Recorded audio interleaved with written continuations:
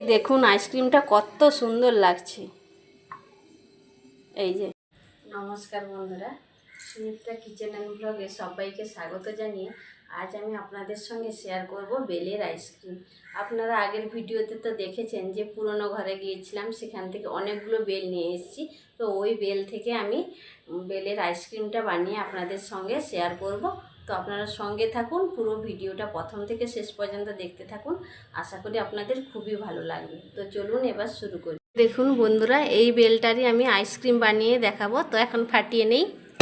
এই যে দেখুন বন্ধুরা, বেলটা ফাটানো হয়েছে। বেলটার কালার দেখেছেন কত সুন্দর একেবারে। জামের মধ্যে কিছুটা জল নিয়েছি।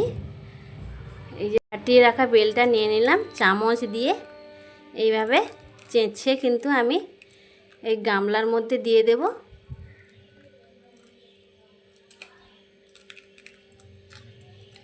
এইভাবে দিয়ে দেব।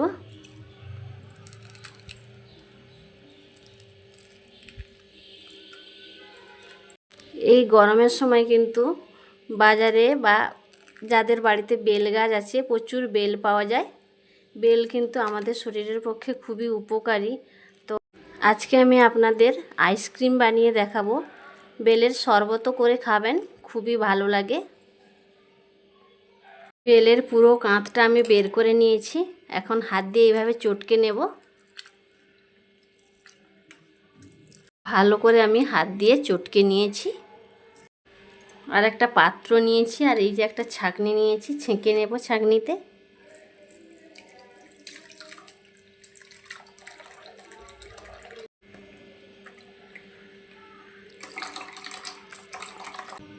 ভালো করে ছেঁকে নিতে হবে এইভাবে। এই দেখুন, এই যে বীজ আর এই ছিবড়েগুলো বেরিয়েছে, এগুলো কিন্তু আমি ফেলে দেব। ছাঁকনির সাহায্যে পুরো কিন্তু আমি ছেঁকে নিয়েছি। পরিমাণ মতো চিনি দিয়ে দেব। 1 বাটি মতো আমি চিনি দিচ্ছি। ভালোভাবে মিশিয়ে নেব চিনিটা।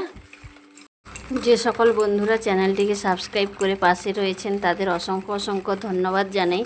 আর যে সকল বন্ধুরা চ্যানেলটিকে এখনও সাবস্ক্রাইব করেননি বা নতুন আমার চ্যানেলে ভিজিট করছেন, তাদের কাছে অনুরোধ, প্লিজ চ্যানেলটিকে সাবস্ক্রাইব করে পাশে থাকবেন। ভালো করে আমি চিনিটা দিয়ে মিশিয়ে নিয়েছি। ঘনত্বটা একবার আপনাদের দেখিয়ে দিই। এই যে এই রকম ঠিক ঘনত্ব থাকবে। এখন কিন্তু এটা বেলের শরবত হয়ে গেছে। এই রকম অবস্থায় আপনারাও খেতে পারেন। এই যে একটা আইসক্রিম বসানো মোল্ড নিয়েছি। মোল্ডের মধ্যে প্রথমে দিয়ে দেবো এই যে বাদাম। বাদামকে আমি গুঁড়ো করে নিয়েছি, ভেজে বাদাম গুঁড়ো দিয়ে দিচ্ছি। এভাবে প্রত্যেকটা খাপে আমি ভরে নেব।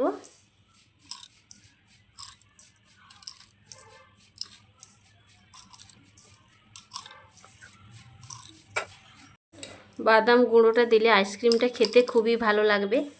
এর সঙ্গে আপনারা কুড়োনো নারকেলও দিতে পারেন। গুঁড়ো করে রাখা বাদাম আমি মোল্ডের মধ্যে ভরে নিয়েছি। বেলের জুসটা এখন দিয়ে দেব।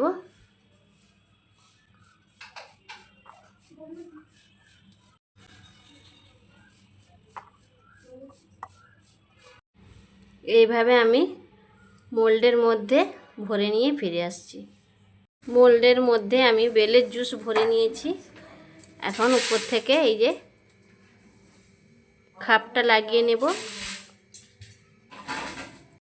এইভাবে আমি সবগুলো খাপ ভালো করে লাগিয়ে নিয়ে ফিরে আসছি। খাপগুলো আমি ভালো করে লাগিয়ে নিয়েছি। মোল্ডটা একবারে রেডি। এখন আমি এটাকে ফ্রিজের মধ্যে সারা রাত রেখে দেব। কাল সকালে আপনাদের সঙ্গে দেখা হচ্ছে। রাত ফ্রিজে রাখার পর এখন সকালে বের করে নিয়েছি। জল দিয়ে একটু ভালো করে ধুয়ে নিয়েছি বাইকটা। এখন একটা একটা আইসক্রিম মোল্ড থেকে বের করে নেব। এই দেখুন, এইভাবে আমি আইসক্রিমগুলো মোল্ড থেকে সবগুলো বের করে নিয়ে ফিরে আসছি। আইসক্রিমগুলো মোল্ড থেকে সবগুলো বের করে নিয়েছি। দেখুন কতটা সুন্দর লাগছে বেলের আইসক্রিমগুলো। বেলের আইসক্রিমগুলো কত সুন্দর হয়েছে দেখুন বন্ধুরা।